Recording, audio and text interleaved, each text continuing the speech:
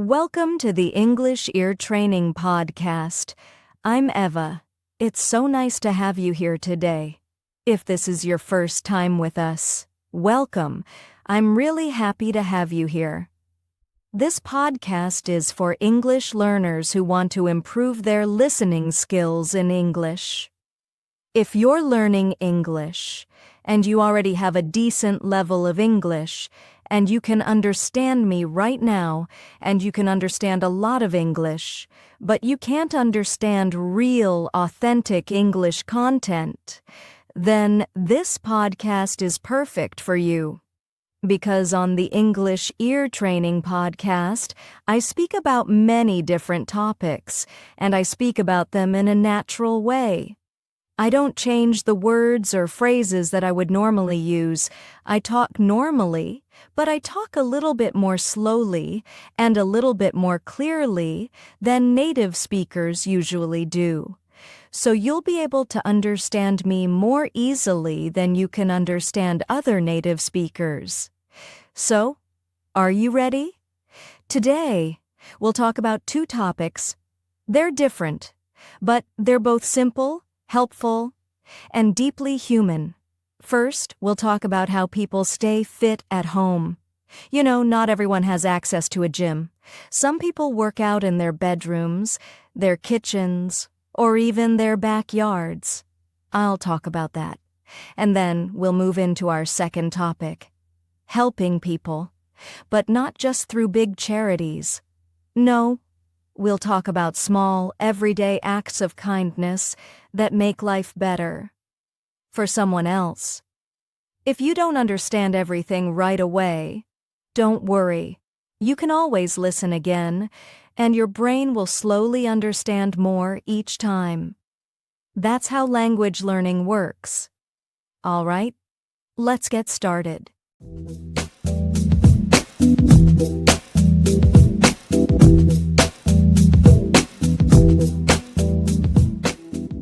These days, more and more people are choosing to exercise at home. They don't go to a gym. They don't take fitness classes in a big studio. They don't sign up for expensive programs or personal trainers. Instead, they work out in their own space, at home, in their bedroom, in their living room, in a small corner of the kitchen, anywhere that feels comfortable. Why are so many people doing this now? Well, there are many reasons, and for each person, the reason might be a little different. Some people don't want to spend money on a gym membership, and that's fair. Gyms can be expensive. They charge every month. Sometimes you also have to pay extra for classes. And for many people, that's just too much. Other people feel shy about working out in front of strangers. They feel nervous when other people are watching. Maybe they feel self-conscious. Or maybe they worry they're not doing the exercises right. At home, there's no one watching. You can relax. You can go at your own pace. And for many others, working out at home is just easier. It fits into their day better. You don't need to drive anywhere. You don't need to pack a bag. You don't need to wait for machines or change your clothes. You just wake up, press play on a video, and start moving. Simple. These days, online workouts are super popular. They're everywhere. You can find them on YouTube, on apps, even on Instagram. There's something for everyone. Have you ever heard of fitness YouTubers? They're people who make free workout videos online. They film themselves doing exercises, and you just follow along. Some of them do dance workouts, lots of fun music, fast steps, big smiles. You dance around, and suddenly, you're sweating. Others focus on yoga, slow movements, deep breathing, stretching, balance, calm music in the background, and some focus on strength training. They help you build strong arms, legs, and core muscles. You might use weights or just your body weight. And believe it or not, some do walking videos. Yes, walking inside your house. There are indoor walking workouts with happy music and positive energy. You walk in place, you step side to side, you lift your knees, you swing your arms. Before you know it, you've walked 3 miles right in your living room. No treadmill, no equipment, just your body, your feet, and the video. One famous YouTuber is known for saying, "You don't have to be perfect, just keep showing up." What does that mean? It means you don't have to be the best. You don't need to do every move perfectly. You don't need to finish the whole video. You don't even need to be fast. You just need to try. Again and again. Day after day. That idea, just keep showing up, is powerful. It's not just for exercise, it's for life. And you know what? It's also true for language learning. You don't need to understand every word today. You don't need to speak like a native today. You just need to show up. You need to keep listening, keep repeating, keep learning, keep trying, and little by little, you'll get better, just like with fitness. So, what kinds of home workouts do people enjoy? Let's take a look at a few popular ones. First, there's yoga. Yoga is great for your body and your mind. It helps you stretch, it helps you balance, it helps you breathe deeply. It also helps you relax. Many people like to do yoga in the morning. They roll out a mat, sit down quietly, and start with a deep breath. Just one deep breath. And the day begins with peace. Then there's Pilates. Have you heard of that? Pilates is a gentle form of strength training. It's soft but strong. It focuses on small movements, and it works your core, the muscles around your stomach and lower back. Pilates helps you feel stronger but without heavy weights. It's good for posture and it's easy on the joints. Then, of course, there are dance workouts. Many people love these because they're fun. You play upbeat music. You follow the moves. You jump. You twist. You shake. You laugh. It doesn't feel like you're exercising. It feels like a party. And that's the best kind of workout. And let's not forget simple body movements. You don't need fancy moves to stay healthy. You can do push-ups, squats, jumping jacks, lunges, planks. All of these are powerful. You can do them in a small space. You can do them in your pajamas. No gym needed. Just a little motivation. Some people like to track their workouts. They use apps. They use fitness watches. They write down what they did each day. They set small goals like, I will exercise for 10 minutes every day this week. And you know what? That's enough. 10 minutes is enough. You don't need to work out for 1 hour. You don't need to sweat buckets. You just need to move. Even walking counts. If you walk up and down your stairs, if you take your dog outside, if you march in place while watching TV, you are moving. That's exercise. Remember, fitness is not about being perfect. It's not about six-pack abs or looking like a model. It's about taking care of your body, little by little, step by step. I remember last winter, I couldn't go outside much. It was snowing almost every day. The streets were icy, and I didn't want to fall or get hurt. So I stayed home, and I started doing home workouts. At first, I wasn't sure. Would it work? Would it feel strange? But I found a trainer on YouTube. She was smiling. She was energetic. She was kind. She said things like, just keep moving. Your body will thank you. And she was right. Even 15 minutes made a difference. I felt happier. My body felt lighter. I slept better. My mood improved. That's the magic of movement. Exercise is not just about muscles, it's about your mind. It's about your emotions. It's about mental health. When we move, we feel alive.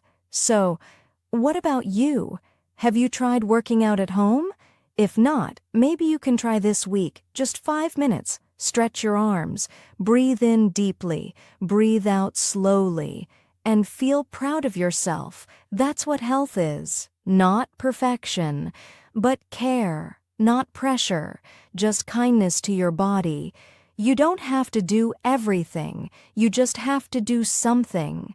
So wherever you are, in your bedroom, in your kitchen, on the floor beside your bed, you can start today. Now let's shift to a softer, warmer topic: helping people. When we hear the word charity, we often think of big things, big organizations, big donations, big plans, maybe a charity that gives money to hospitals, or one that sends food to families in need, or another that brings books to children around the world. And yes, those are all good, very good. They are important. They change lives. But today, I want to focus on something else, something smaller, quieter, slower, more personal. I want to talk about simple acts of kindness, the little things we can do for other people in everyday life, because sometimes the smallest act can mean the most. Let me tell you a story. Last week, I went to the grocery store. It was cold, it was wet, rain was falling hard, the sky was gray. I stepped outside, and right near the door I saw an older woman. She was standing still. She had 2 heavy bags in her hands. She looked tired, a little cold, and she didn't have an umbrella. She wasn't rushing. She wasn't moving. She was just waiting. Maybe for someone. Maybe for the rain to stop. I looked at her, and something in me said, "Go talk to her." So I walked over. I smiled and said, "Would you like a ride home?" She looked up, surprised. Then she smiled back, a gentle smile. She said, "Oh, honey, I live just down the street. But thank you." I nodded, and then I said, "Can I walk you there with my umbrella?" She paused.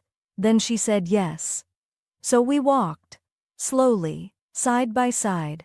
I held the umbrella. She carried her bags.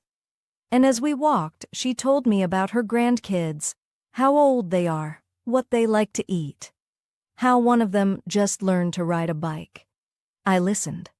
I smiled. And for 5 minutes, we walked in the rain. It was short, but it felt like something bigger, something important. You see, helping someone doesn't always mean money. It doesn't mean big plans or big effort. Sometimes it's just offering your umbrella or holding a door or saying, "How are you today?" and meaning it. Another time I saw a man drop his wallet. He didn't notice. He kept walking. I picked it up, ran after him, and said, "Excuse me? You dropped this."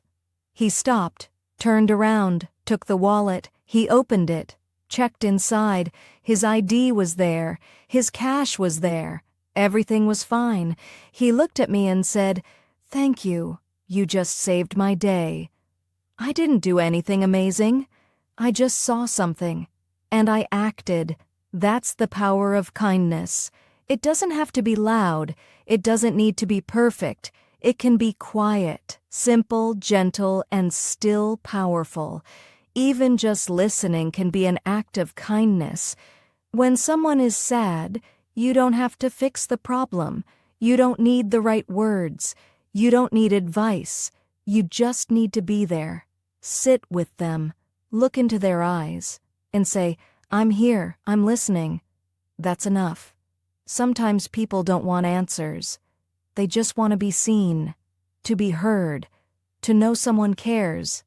And you can give that, just with your presence, just by listening. In some communities, helping each other is a daily thing, a way of life. People bring food to new parents. They check on their elderly neighbors. They help carry groceries, they shovel snow, they leave flowers at a friend's door. No reason, just kindness. In Japan, there's a beautiful tradition called omotenashi. It means hospitality, but it's more than that. It means doing something kind without expecting anything in return, serving others from the heart. In India, there is the practice of seva, selfless service, helping others, especially those in need, not for a reward, not for attention, but as a way of life. And in the United States, many high school students are asked to volunteer before they graduate. They clean parks, visit the elderly, serve meals. They learn early. Helping others helps you grow because kindness is everywhere, in every country, every language, every culture. It is something we all understand. A smile, a helping hand, a kind word. These things don't need translation, and when you help someone, even in a small way, you help yourself too. You feel useful.